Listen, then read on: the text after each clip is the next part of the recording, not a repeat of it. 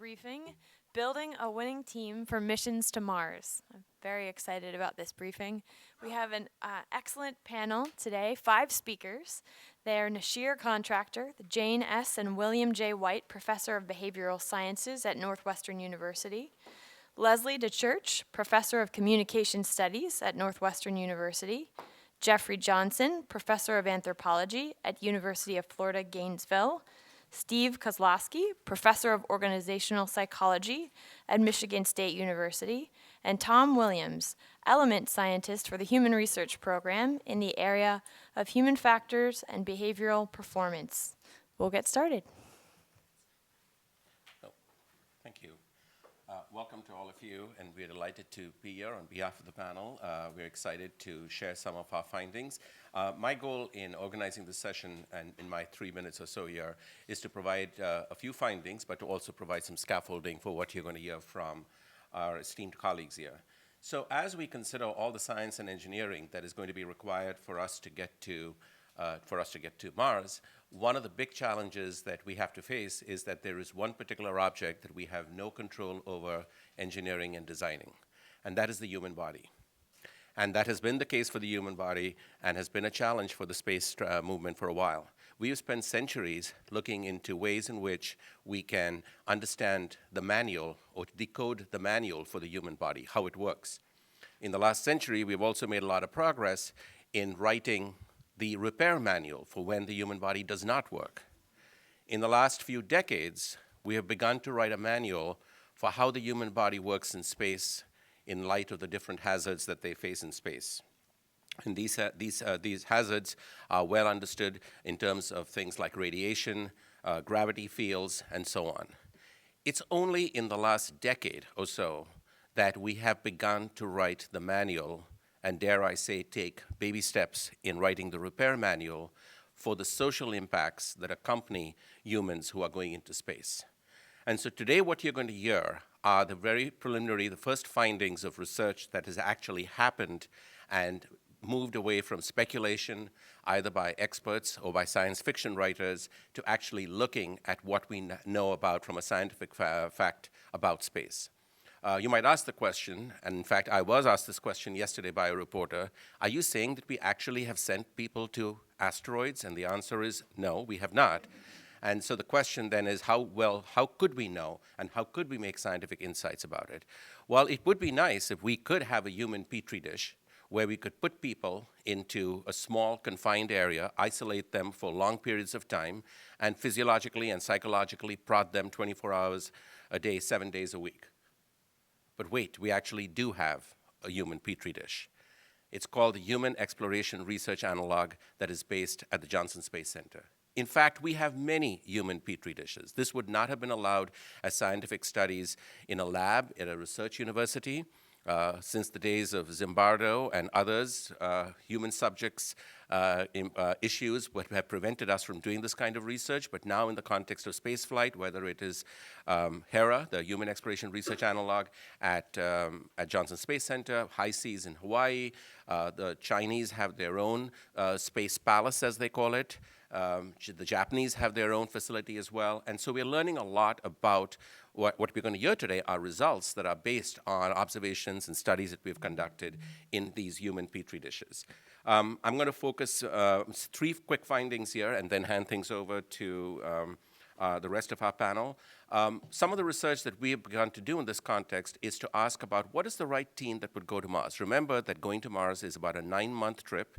You have to stay there for about a year before you can get back into the position where you could be slung back to Earth again in 9 months. So we are talking about a 3-year trip without any exit strategy for the team of 4 to 6 people that might come from different cultures, different nationalities.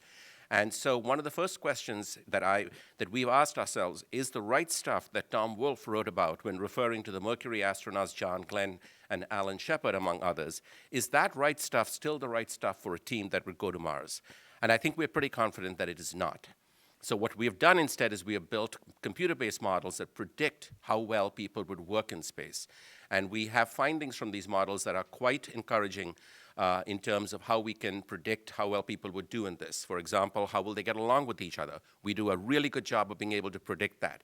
Taking a model built on one mission, applying it to a brand new mission. We don't do so well when it comes to figuring out who doesn't get along very well with others, and part of it is simply we have less data points on that. So while it's good for HERA that these people get along mostly, only few don't get along, we, on the other hand, from a science point of view, would like more people not to get along during our data set so that we can better understand and predict those issues. We have also taken models that were built for 30-day missions and applied it and seen that we are able to predict and project to 45-day missions based on the data we collected in 30-day missions from previous years. And most importantly, we find that having gotten this data from a few missions, we are already doing pretty well in terms of predicting future missions, and so we don't need to continue to collect a lot more new data in order to be able to make these models more effective. What I would say is that it's like weather forecasting, we're not just describing what's happening in HERA, we are predicting what will happen, and we are also beginning to prescribe and mitigate against what should be changed if we see something bad is happening. Weather forecast typically stops at simply telling you how cold it's going to be in Chicago and not doing very much about it. Our computer models are geared to see what we can do to preempt a potential team issues. And in closing, I will just add one more thing. We are also very interested in understanding shared mental models in space. And that is to say, we've all heard of groupthink, that when people get really close to each other, that could sometimes be a problem. We have instances that we have studied where in a situation like in most crew missions, we know that when people are put into isolated environments, they do three things. They either start pointing fingers at other crew members that they don't like. They, as collectively, point fingers to mission control as a team from space. Or the most dangerous and the most depressing, literally, is sometimes they point fingers at themselves. So we need to find ways in which we can understand the optimal shared mental model.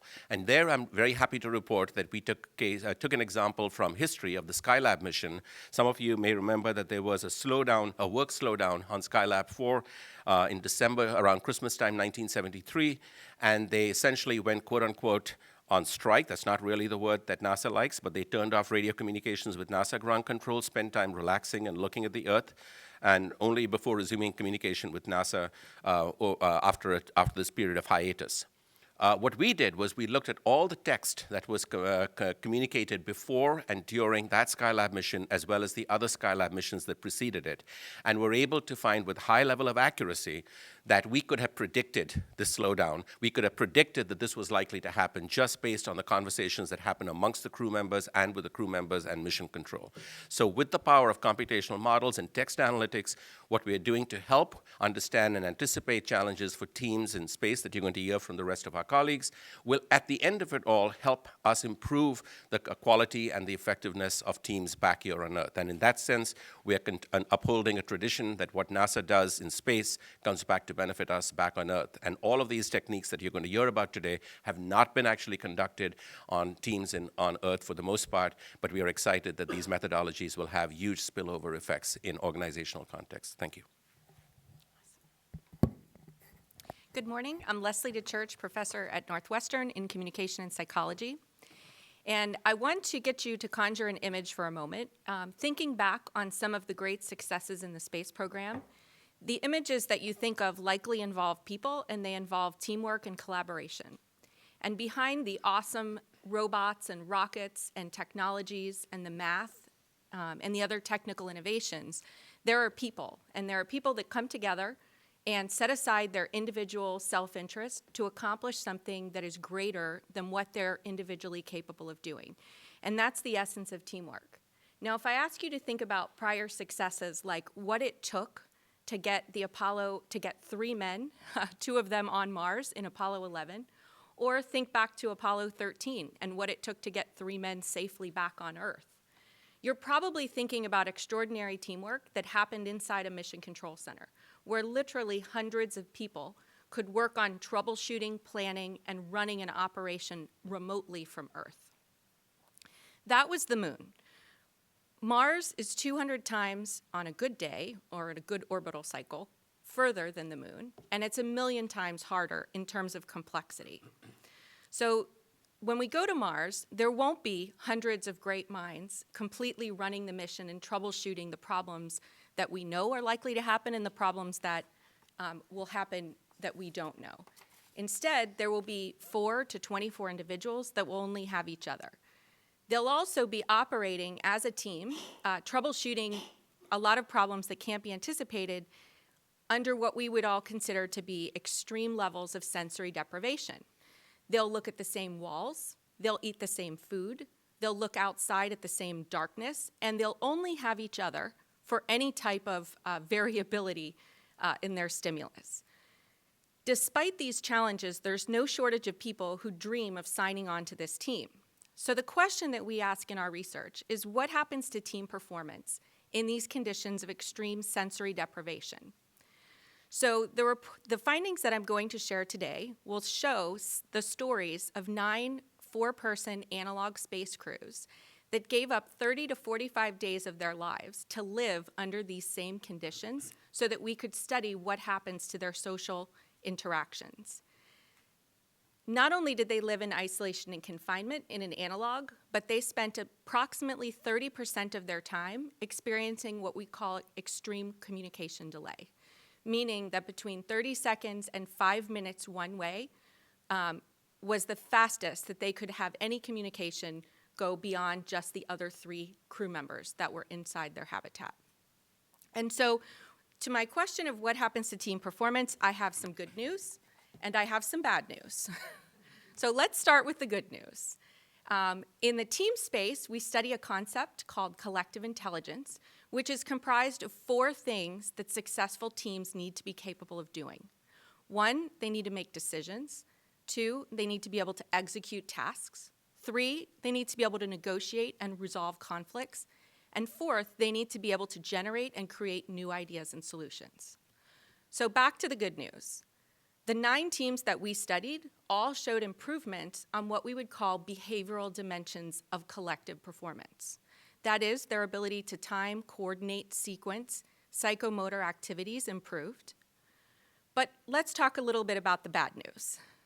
As the teams remained in isolation and confinement for longer periods of time, their performance on what we call conceptual domains of performance, their ability to think together, to combine expertise, to solve problems creatively, declined with increasing time in isolation.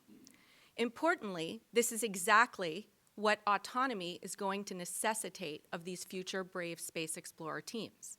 They will be the ones who will have to autonomously carry out creative thinking, problem solving, and decision making with minimal assistance, or at best remote assistance, from teams back on Earth. So the collective intelligence has to be on board. Furthermore, these findings also show that there are periods of peak crew intelligence and periods of problematic crew intelligence. We find that in these missions, the second quarter, around mission days 14 to 17, which is right before and at the beginning of the onset of the communication delay, that's when these teams are at their peak performance. They're doing quite well on all of these dimensions of collective functioning. However, as they continue on the comm delay, getting to the reintegration back off comm delay and where they're on their hypothetical reapproach to Earth, around days 30 to 34, that's the teamwork danger zone. That's where we see that their problem-solving abilities, their ability to make high-quality decisions using disparate expertise declines. So this third quarter is one that we have to pay particular attention to in planning these missions and equipping these crews. And with that, I look forward to talking to you in the Q&A. Hi, I'm Jeff Johnson from the University of Florida Department of Anthropology. So I'm an anthropologist, and so what I like doing is actually going somewhere and doing the research in the place, doing participant observation. What got me interested in this whole notion of groups in isolation was I worked in Alaska for 2 salmon seasons in Bristol Bay as a boat carpenter doing participant observation research. And I observed some really interesting social dynamics in the fish camp I worked in, which was a very isolated place. Turns out that every year the fishermen have a strike. And then during that strike, it's very tense because they're losing about $10,000 a day. But what I observed was one of the fishermen emerged as what I called the Court Jester in the fish camp, and they had a lot of humor surrounding him. and it released the tension during the strike. After the strike was over with, his role disappeared, and actually he was rewarded later on with over-limit fish. So his role as this court jester was rewarded, but it kept the group cohesive. So I got interested in this, and I worked with another anthropologist named Ben Finney, who actually did a book on an edited book on interstellar migration and the human experience. And he got me interested in Antarctica as a place where I could study these informal role properties and emergent properties of groups. So I've spent 10 years studying small group dynamics of polar research stations, including South Pole Station, the Russian Vostok Station, the Polish Arctowski Station, Chinese Great Wall Station, and the Indian Station. And what I put up here, could I go back to the, yeah, this is Adolf Lindstrom. He was the cook on Amundsen's polar expedition. And one of the, in Amundsen's diary, this is a quote from his diary in 1911. Quote, "He has rendered greater and more valuable services to the Norwegian polar expedition than any other man," end quote. And this is the cook. And what he was, as you can tell by his picture, he's quite robust. I don't want to use the word that would be an insult, but he was quite a robust man in terms of body size. He was always laughing. He was jovial. He was good-spirited. He was dispassionate. He was unbiased. And he was the one person who, whenever there was a problem, whenever there was tension, he would actually be the person through his humor and through his social intelligence. He was the one who was actually able to relieve the tensions. So when I was reading all these polar expeditions, I started thinking about these things in terms of these informal role properties and the emergent properties of groups and whether or not we were finding them. And we did find them in Amundsen's group, less so in Scott's group, and then there were some in Shackleton's group. If we can go to the next slide. This is actually a network from the South Pole Station from 1 year. I did 3 years there studying small group dynamics. This is the network of the group that did the best in terms of high morale and individual psychological well-being. And what you'll notice there that it's not just that there's these clown or entertainer roles, there are a number of informal roles that emerge. And if you know, any group you've been in, there's somebody who brings with them some certain characteristics like good leadership skills or good organizational skills or things like that. So there are these informal roles that people bring, like expressive leadership or social director, like instrumental leadership or a work leader.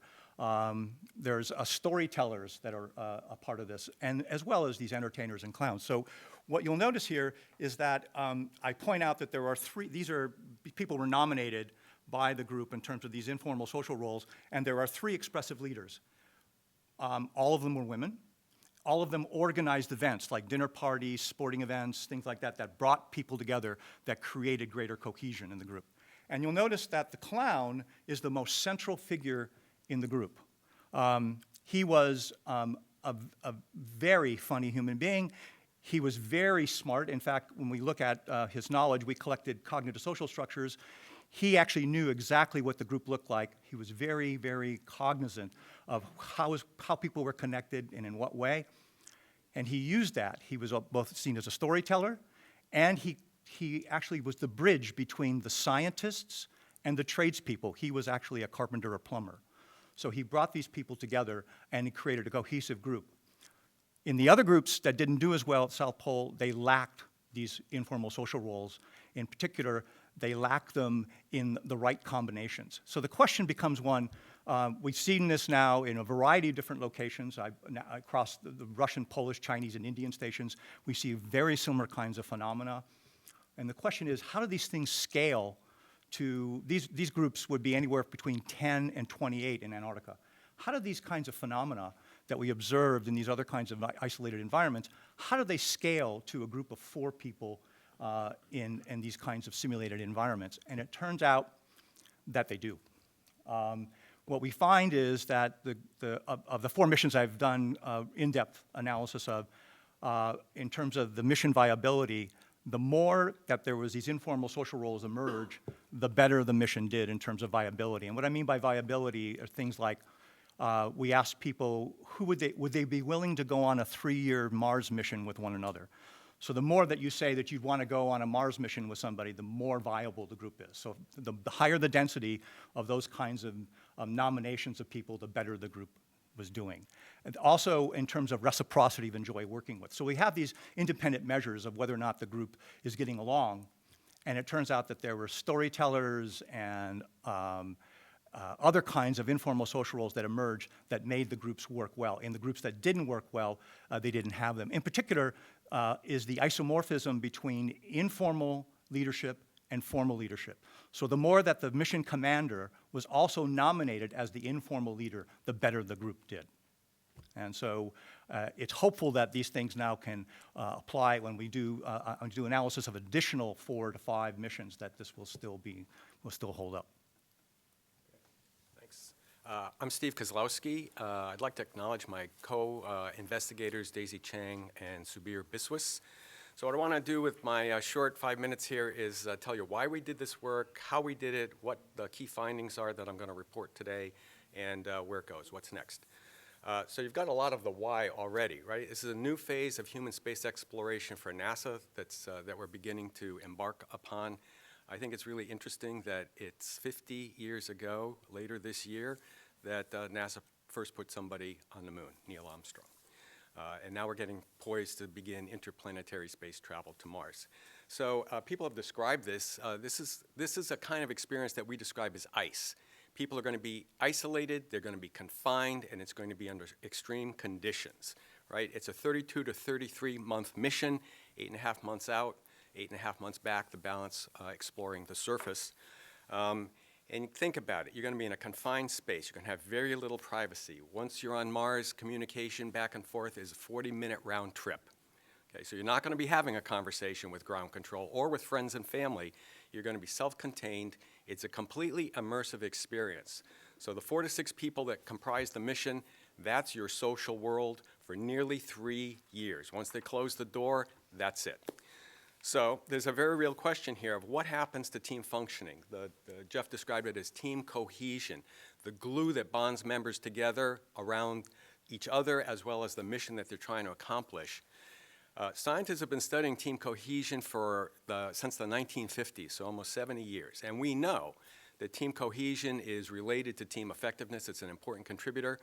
But what we don't know is what happens to cohesion over long periods of time under these ice conditions. Most of the data is static. Cohesion and outcomes are collected essentially at the same time. And so we don't know how it plays out over long periods of time, particularly under this persistent danger and stress.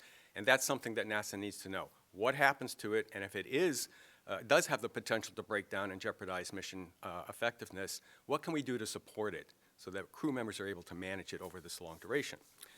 So how or what are we doing to research this? So essentially there's 2 basic questions here. What happens to cohesion over long periods of time under ice conditions? And the second is, can we capture it in some fashion? Can we capture some information about team functioning that we can use to help support it? So we have a technology development component and we have a simple, I'll call it benchmarking research. What happens? So for the benchmarking side, we collect data in the Antarctic because it's kind of the ultimate ice environment. But it's also because we can't study astronauts. There aren't enough of them and they're oversubscribed. So we look for analog settings. The Antarctic is a good one. And there are also dedicated NASA mission simulations. So Leslie and Nosh were describing the HERA facility at the Johnson Space Center, where you have teams for anywhere from 1 to 6 weeks, so different durations for 4-person teams. And we also study folks in a facility called High Seas, which is a 6-person crew perched on the side of Mount Mauna Loa on the big island of Hawaii. And those teams of 6 go through 8 to 12-month missions, so much longer duration, and actually much more informative about what happens to cohesion under persistent stress. For benchmarking, we use a methodology called experience sampling, which is a really fancy way of saying they answer really short, focused questionnaires at the end of the day, do a little bit of journaling, answer questions about cohesion perceptions and conflicts and things of that sort. And on the technology side, this is where my engineering colleague, Subir Biswas, we have a sensor platform, or sensor technology, that detects the presence of others, so basically sampling interactions. There are other sensors on the platform, so we get some physiological indicators. But the basic design concept is to be able to see who you're interacting with and how well those interactions are going, and to infer how well the team is doing, how is it functioning, and then to be able to deliver information or feedback back to people to help them manage their social relationships, because it's not going to be ground control. So what have we learned? So I'm basically going to be talking about our findings in the High Seas facility for teams that have been working together in isolation for more than 6 months. And what we see in the beginning is that if you're looking at cohesion, so higher is better than lower, right? We're more cohesive. And the thing about team constructs is that people need to be in agreement. If they're in agreement, we can treat it as a property of the team. If they have very different points of view, then it's not a property of the team. You just have a breakdown. In the beginning, cohesion is high, and everyone's consensual about it. And then somewhere in the 4 to 7 month range, one or a couple of people will begin to desynchronize from the rest of the team, and then it begins to contage to the rest of the team members, and by the end of the mission, cohesion's all over the place. It's completely broken down. You don't have a cohesive team anymore. And we've seen this happen in every of those missions that are in excess of 6 months. So 2 8-month and 1 12-month mission, same basic pattern, cohesion breaks down. So there's a reason to be concerned. With respect to the technology, we have laboratory data where we validated the accuracy of the technology and our ability to infer affective reactions to interactions. I'm not going to present that data here. I am going to present what we've collected again in High Seas. So for these teams that have shown cohesion breakdowns, I'll show that the technology is able to capture essentially the same information that we get from the self-reports. So that means it's viable to be able to use this kind of sensor platform as a way to be able to help monitor the team and potentially give them the information they need to manage those relationships. So what's next? We know there's a problem. We know we can capture it with the technology. So the next step is really building this support system. Right? So right now, this technology will distribute the raw information to any Android-enabled device in real time. You can actually see the data, but it's not very interpretable. I mean, unless you're a psychologist, you don't know, well, what do I do with this? So what we need to do is to build out the algorithms and the software backbone to be able to collect the data in real time, draw inferences about team status, process that, and then feed it back to the team in a digestible form, an informative way in which members can use that information to help manage their relationships. For us to do that, we need the cooperation and involvement of NASA operations, obviously NASA astronauts, the people who are going to be using this kind of technology, to build out and customize exactly how we provide the information back. So hopefully NASA will be interested in continuing to fund the research and bring it to closure so we can help support astronauts on a long-duration mission to Mars. Thank you.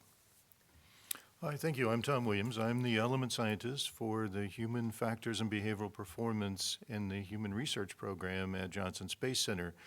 As you've heard with our distinguished team today, and NASA has sponsored the research from these participants, we focus on the team risk as one of the 32 different risks that we've identified for human spaceflight and exploration missions. So we consider this one of our high risk, meaning we expect that we've got to get some type of countermeasures, some kind of preventive strategy in place before we can go on the long duration mission. And you've heard various aspects of that reflected in each of the presenters. We've first got to be able to identify what makes a functioning team. We've got to be able to monitor that team as it progresses along the time period of a long duration mission in what we consider 5 spaceflight hazards: in an altered gravity environment, in a radiated environment from space radiation, in an isolated and confined environment, which you've heard we use analogs to go after that portion of it, but also a closed hostile environment where the crew will be exposed to carbon dioxide, various other stressors just from the environment itself, just the habitat in which they live, the lighting, the circadian rhythm that may come about. And then all of those come together basically in a human system. And the team, as they're stressed by these various spaceflight hazards, will have to find ways to get along, and that's where the countermeasures that you heard referenced will be so important to us. How can we intervene at the right time? We have high-functioning, highly skilled crew. The last thing you want to do is try to force something on them when they don't need it. So how do you know exactly the right time to deliver the countermeasure? And that's part of what this valuable research does. So with that, I know as a member of the team that's assembled here today, I know you're here to ask questions of the distinguished team, so I'll turn it back to our moderator. Thank you. All right, great. Thank you so much, everyone. We'll take questions now. We will bring a mic to you. We'll start up here, and kindly state your name and affiliation before you ask your question. And then, Hi there, Ivan Semenik with the Globe and Mail. I'm curious if any of these experiments, like with HERA and High C and so on, if all of these experiments involved U.S. nationals only, or if there were international, or if people have plans for international teams, because I think we're potentially looking at an international crew at some future point, and Canadians are always expecting they're going to partner with someone else. So, and if that hasn't happened yet, what the expectations are about how that might change the data. I could talk about some of the things we are doing, and then others can chime in as well. HERA has only, up to this point, had U.S. nationals. However, we've also been funded through NASA to work with the Russians, who have a facility in Moscow as part of the Institute for Behavioral Medical Problems, IBMP. That's a kind of odd name, but they're the ones who do all the space work. They have a facility there called the NEK, and the U.S. and the Russians are working on the Russians have been collecting data there for up to it's called the Mars 500, so they collected data for people who were in there for a really long period of time, and that was an international crew. It did not end well. There were some problems. Unfortunately for you, one of the chief protagonists in the problem was a Canadian woman, and the other one was a Japanese. So it was that. I'll leave it to you. I'll leave it to you to decide that. So yes, so we have access to some of that data archival. We did not instrument Mars 500, but we do have access to some of the ways in which the Russians get to some of the same issues about team states that we are talking about here today. We are, in fact, also launching a research project, again, as part of the U.S.-Russia collaboration called SIRIUS, S-I-R-I-U-S. And that is going to be an international mission called the NEK mission, and Leslie might know more about that, might be able to say more about it.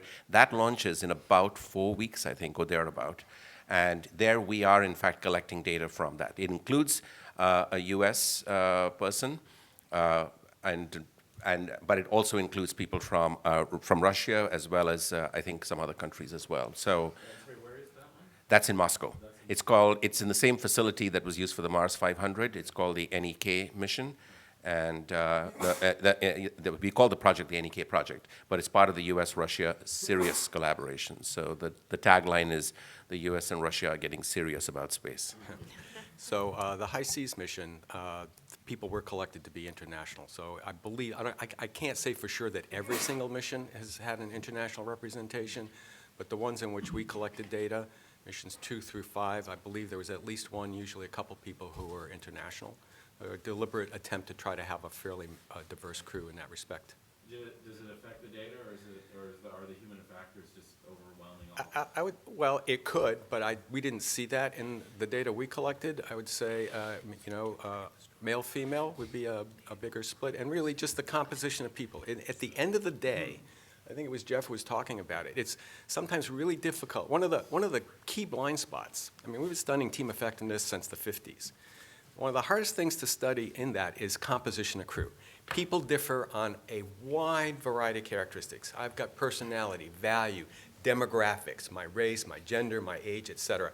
So there are literally many, many, many things that could be important. You can't systematically, it's very difficult to systematically vary those things and then talk about duration. So the science just doesn't exist on composition. That's why the computational modeling that Leslie and Nasha are doing is going to be insightful, not just for NASA, but for team effectiveness in general, because this is a basic problem for organizations. But I would say the factors that are most meaningful, I think, are less likely to be where are you from, a cultural characteristic, and something more about who are you as a person, what's your personality like, and how does that fit with the other folks who comprise the mission. Those are the things that sort of show up as, whoa, there's a surprise. And I'll just add a few anecdotes to that. One is going back to the Mars 500 mission. We were fortunate enough to interview one of the Mars 500 astronauts as we were starting our project. And one of the things, he said one of the challenges was communicating. A lot of the crew members were Russian, and so they would revert back and have a lot of communications in Russian. But then as soon as I asked him about the comm delay, he sort of laughed and said, it's much easier to speak Russian than it is to try to talk to Earth on a comm delay. So that kind of frames out this autonomy issue. But like I said, we are looking forward to collecting the Sirius data, which has 4 Russians, including a cosmonaut who's been in flight, and 2 American participants in that analog. And I'll just add that we use ground analogs in anticipation of moving that to flight. So once we validate something on the ground, we then move it to the International Space Station. And we all know we have great partnerships with the International Space Station, and that gives us some of what you've asked about. Great partnerships with the Canadians. Just a quick comment. One of the tendencies in groups I'm a network researcher, is the tendency towards homophily. And homophily is birds of a feather flock together. So the tendency is if you're Russian, you want to be with a Russian. If you're American, you're with American. If you're a scientist, with a scientist. If you're a tradesperson, with a tradesperson. The one example I showed you of that one person who was the entertainer, he was the one person who brought all the group together to create a cohesive group that reflected no homophily. I've seen other groups that broke into homophilous subgroups. And so the tendency is for that homophily to form these subgroups.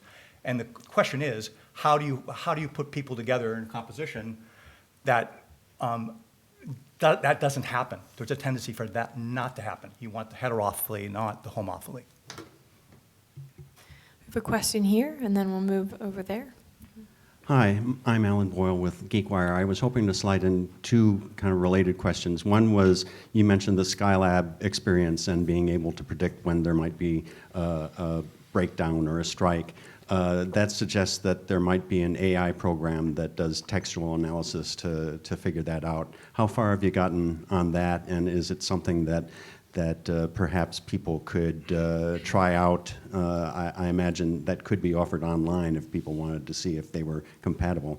And then Tom mentioned being able to intervene if there's something that looks like it's heading for a breakdown, and so I'd love to hear more details on how that happens. You hear these stories about astronauts who kind of feel like they want to get out of the space station and have to be restrained. There have been, apocryphal stories about that sort of thing. So anything you can talk about mitigating or heading off crises in space, that would be interesting. Thank you.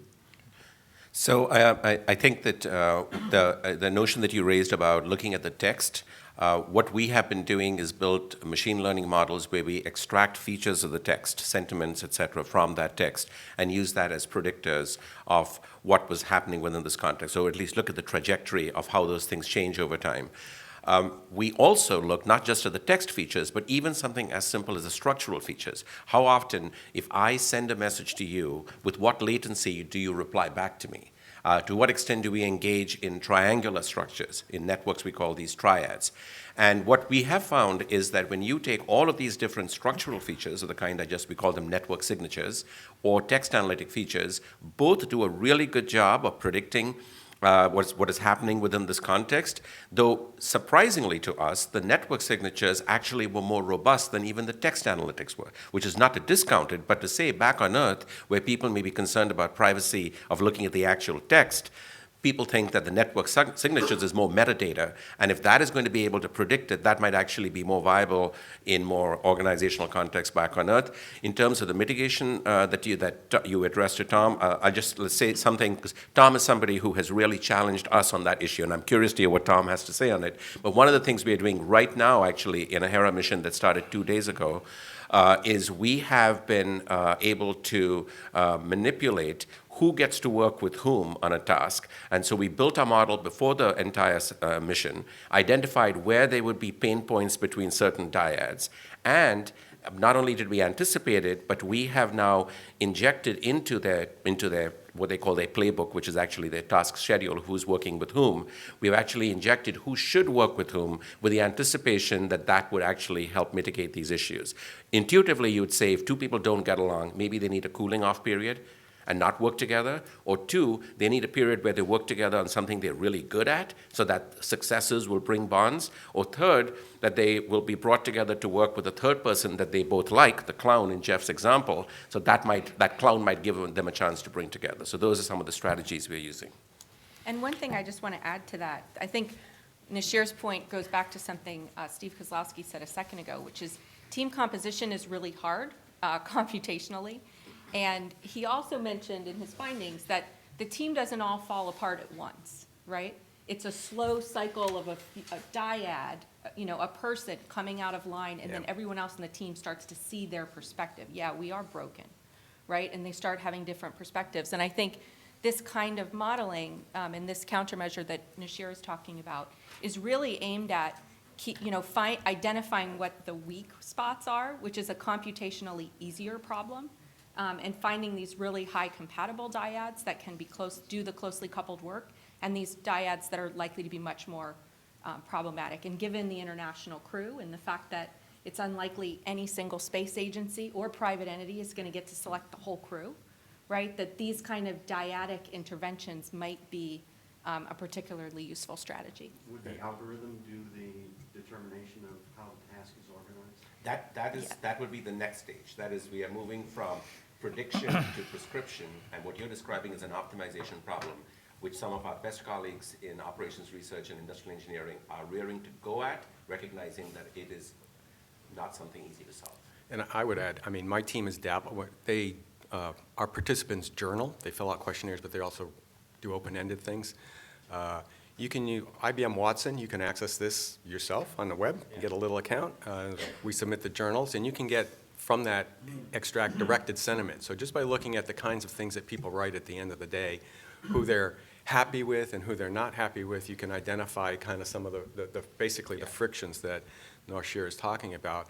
And the technology that I'm talking about, where we're able to detect what's going on, essentially what happens is we're looking at your interactions or your propensity to interact with someone else and turning that into network type data, and that's basically what we're using to replicate or predict the same kind of reactions that that people provide from their questionnaire responses just from the badge data. And those dyadic interaction patterns are really telling you about basically what's happening at the substructure of the group, where the fractures are forming.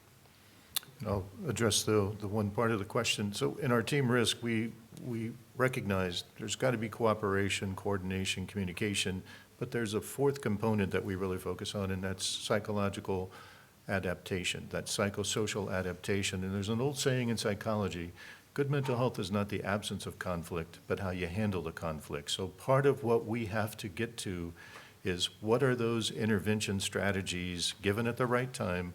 Currently on station, they have private psychological conferences every 2 weeks that allows for that discharge of any issue to be discussed that needed. But you have people that get training before they go into those environments so that that can be prevented. But human nature being what it is, you can't prevent everything, so you give skills and strategies on how to reduce the tension when it arises, and that's what part of the research helps us to identify when the right time to deliver the right strategy is.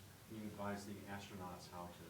Yes, they get training on that. Number one, self-awareness. Know when you're about to react, and then here's some strategies to keep you from reacting in a way that may diminish that cooperation or coordination of the actions. And if I could just, one of our collaborators who's not on the panel, Suzanne Bell at DePaul, actually did a training like this that is intended to teach the crew some self-relationship skills, and she implemented that last week at Johnson Space Center. Question over here, and then we'll come here, and then we'll come here. Thank you very much. I've got so many questions, but I'm going to try and restrict myself. And just in the interest of time, I just wanted to get some examples. My name's Alok Jha from The Economist. So, sorry, I should have said that first. For you, Nashir, I was curious about, you said that there were certain relationships and network effects between people that predicted good and bad outcomes. I wonder if you can give me a couple of examples of the kinds of network effects. And Jeffrey and Tom, I wonder, from your work, does it imply that when you're building a team to go to Mars, you need a comedy character? Like you specifically need that? You're going to recruit for that? Because it sounds like a really important person to have on your team. Great. So yes, I think the encouraging thing about the network question that you said. So the first one that we looked at was simple reciprocity. That is the extent to which people would reply to one another, and that would be the simple structure. We then went further and saw that it was not just a question of reciprocity, but it was how quick the reciprocal relationship happened. So if you send me an email and I reply to you in a week, that's good. But if you send me an email and I reply to you in an hour, that is much, much better and a much better predictor of the kind of tie. The second one that we found was the triadic structure that I mentioned, and not so much in there are two types of triadic structure. I could talk to you, you could talk to somebody else, and then I could talk to that person as the boss of the boss, or it could be a closed cycle where we all talk to each other. And it is the latter, which is referred to as a cyclical relationship, where each of these people are engaging in cycles. So there's no hierarchy where one talks to this person and this person talks to the other, but they talk to all talk to each other. That cyclical triad is a very strong predictor of affect, positive affect ties amongst individuals. So the thing, one of the problems here is that I've done work with 15 Antarctic stations, 3 of which was the South Pole Station, the rest were Polish, Chinese, Indian, and Russian. The problem is that's an N of 15. And without having lots of variability, and Steve was talking about the high seas, that they tended to have problems all the time. Fortunately for me, at the South Pole Station, I had 3 years of really different variability. There was 1 year where there was no comedian or no person that was the entertainer. There was one expressive leader who dropped out at the end, and the group split into subgroups like Steve experienced, I think, in this research they were doing. The one I showed you here was somebody who, like Lindstrom, was well-liked by the group. He had high social intelligence. He could read people, and he had humor. And that humor brought people together. I mean, it created this really cohesive group with the addition of other people, like the expressive leaders, who organized events that had more face-to-face contact people had, the better they did. So I have observed in groups where these things emerge, and the group does well. I've observed where they haven't emerged, and there hasn't been the right combination of these informal properties in terms of the composition, and the group doesn't do well. And what we're seeing a little bit in the HERA data is that there's more of these other kinds of roles like storyteller and other things, and peacemaker, and less so the humor. And I only have 4 observations, so it's going to be interesting to see when I start analyzing more data the extent to which humor matters over the long. But I think it really is something that's critical. It was critical in Amundsen's case. It turns out that Johansen was the only person that was pushed on Amundsen because it was Nansen's right-hand man, and if he wanted to get the ship to go to the Antarctica, he needed to have Johansen, and Johansen was the one that almost created the problem in terms of competition for informal leader. And in many cases, Lindstrom helped during the winter to actually relieve tensions between many of the crew. And I'll just kind of reinforce that a little. I don't know that the research really leads us to a conclusion that we must select someone in a crew of 4, but clearly the research demonstrates that humor used at the right time, anybody in a relationship knows, humor used at the right time can discharge a lot of tension that may have built up because of interactions. So that's what we want to focus on now. I don't know that we've got enough to point to we need someone selected only on that characteristic, but we certainly need someone who's got that ability to use it at the right time in the right way for the right reason. Yeah, and Lindstrom was a great cook, not just a, you know. Right, exactly. I would add that, I mean, the research that we've done, this isn't about humor. It's about what psychologists would call positive affectivity. So there are some people who tend to view the world through a somewhat negative lens, right? And people who view the world through a more positive lens.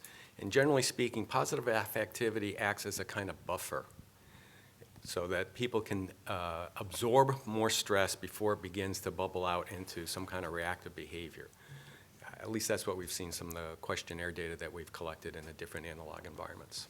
One other thing I could add to humor the likely network supports structures is that We also looked at personality characteristics that can affect who likes whom, and our models show a very interesting pattern, that people who have a highly conscientious personality, score high on conscientiousness, often tend to be viewed as an hindrance or disliked by other members of the crew, and that effect is more common in situations where they have low performance rather than high performance. In other words, when a group is not performing at a high level, they are likely to look at someone who's being conscientious and think of that person as a hindrance because that person is sort of nagging them potentially to get things done.